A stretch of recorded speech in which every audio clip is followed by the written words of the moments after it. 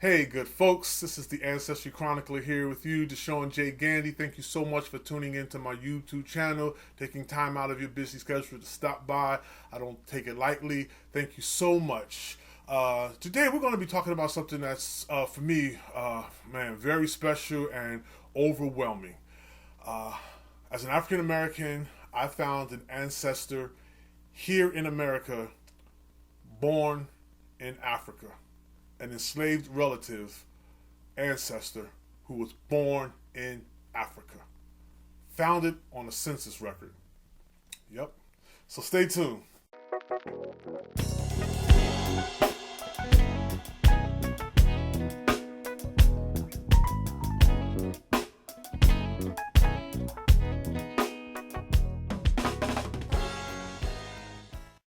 All right, good folks. Once again, thank you so much for stopping by my YouTube channel.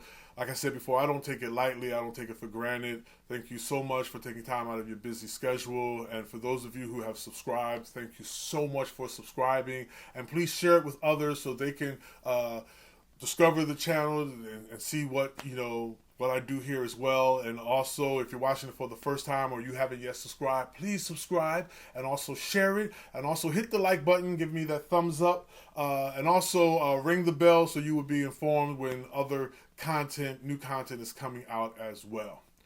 So, like I said, we're talking about an ancestor that I discovered who was an enslaved ancestor here in America. And I found him on a census record that says he was born in Africa. There's a lot behind that. So if you don't understand the severity of this fine, let's take a moment. I love to watch Finding Your Roots with Dr. Henry Louis Gates on PBS.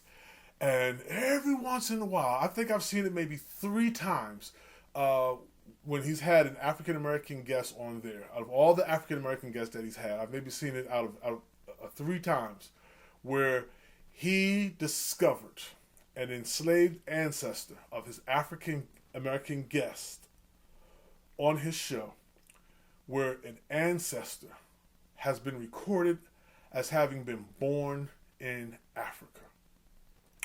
And when he finds it, it's just a moment. It's a moment in the show. The African American guests, they take a beat.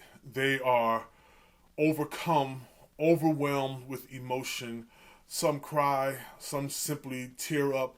Others are choked up. It's a rare find, especially as an African American, because there is a lot of impediment to finding ancestors over here that were brought over from the motherland, to find that paperwork connection that connects them back. The slave trade ended, the transatlantic slave trade legally ended, I believe, in 1808, in terms of bringing African Americans, enslaving them and bringing them over, Africans, enslaving them and bringing them over to America.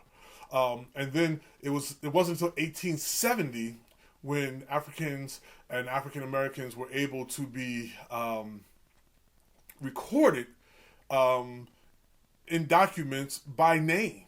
And so that generation of African-born Africans coming over here during the transatlantic slave trade, they were dead for the most part, by and large, by 1870. So a lot of their story was not getting recorded, and so that information was cut off. So you don't really have the documentation that tells you that an African ancestor who was enslaved here in this country was born in Africa. We know by other things, because of the transatlantic slave trade. We know by word of mouth, because they passed the information down. The African foodways, certain words that that we use, slave ships, slave records, because it was a business. So the enslavers and the Europeans who partook in that kept great records. Also, the slave dungeons that dotted the west coast of Africa, and so all of these things we have, and we have Africans living in the diaspora, who've been on this side of the Atlantic Ocean for centuries. So that information is crucial because it's a brick wall that, for the most part, you grow up never thinking you'll be able to scale that wall. And so when I found that, I was so overwhelmed, and I began to I yelled out, "Oh my God! Oh my God! Oh my God!" And my wife, she was in the bedroom. She came running out the room. She's like, "What's wrong? What's wrong? What's wrong?" And I was like, and I appreciate my wife because she too does research. Genealogical research, and she's also a family historian. So the moment wasn't lost on her. And so when I told her that I found a document stating that my fourth great-grandfather was born in Africa, her words were, "Get out of here. Are you serious? No way." I'm like, "Yes way." And so she came closer, she looked at the document with me, and we both had a moment together. So I just appreciate the fact that that moment wasn't lost on my wife, and that we were able to share that important moment together, my wife and I. And so, so my quest now and my journey is for me. Okay, so that he's my fourth great grandfather. His son was Andrew Malcolm, my third great grandfather, and was looking up Andrew Malcolm. And I saw him on the 1900 U.S. federal census for the state of Georgia, the county of Bibb County in East Macon. And his wife, his children, and then I had this document in my folder for 3 months, and I may have looked at it for about 15, 20 times, and I never decided to go out of the parameters of just seeing his name, his wife's name, his children's name, their ages, and to just compare that with the 1880 census, the 1870 census, the 1910s, just comparing with other census to see, which children were born within the last 10 years and the consistency of the ages and the consistency of the name and things of that nature. But it never dawned on me to just scour the entire document. So I encourage you, if you're doing this kind of research, scour the entire document and every category, every column. And so after 3 months of having this document and finally just looking at the whole entire document and scouring it, to my amazement, I saw father's birthplace, Africa. I have the census here. So I printed out the census. This is the census that I found of my third great-grandfather, Andrew Malcolm. And I enlarged it so you could see it. And I'm going to try to see, excuse me for blocking my face, and I hope it's not blurry when I'm pointing to you.